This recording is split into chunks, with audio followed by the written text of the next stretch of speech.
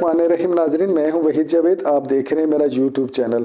नाजरीन, आपको Rawalpindi development authority से एक ब्रेकिंग न्यूज़ देते हैं। रावलपिंडी डेवलपमेंट अथॉरिटी ने आज अपनी एक प्रेस रिलीज जारी की है, जिसमें डायरेक्टर जनरल मोहम्मद सैफ अनवर जफ्फा की जानिब से ये अवामुन्नास को मुतला किया गया है कि रावलपिंडी में 4 गैर कानूनी ऐसी सोसाइटीज़ हैं जो कि मुख्तलिफ सोशल मीडिया के ज़रिए और मुख्तलिफ मार्केटिंग कंपनियों के ज़रिए अपनी तशहीर कर रही हैं, जबकि उनका स्टेटस उनके रावलपिंडी डेवलपमेंट अथॉरिटी के पास गैर कानूनी है।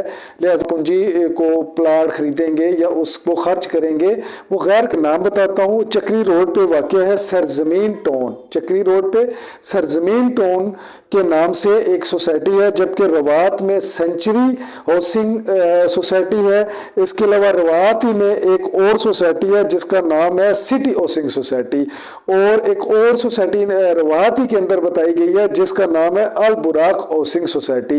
लिहाजा रावलपिंडी आरडीए की जानिब से ये तमाम अवाम रावलपिंडी के और मुल्क भर के अवाम को एक मुतला किया गया है, एक नोटिस रिलीज के लिए जरिए बताया गया है कि ये जैली सोसाइटीज़ हैं, इनमें किसी किस्म का कारोबार ना करें।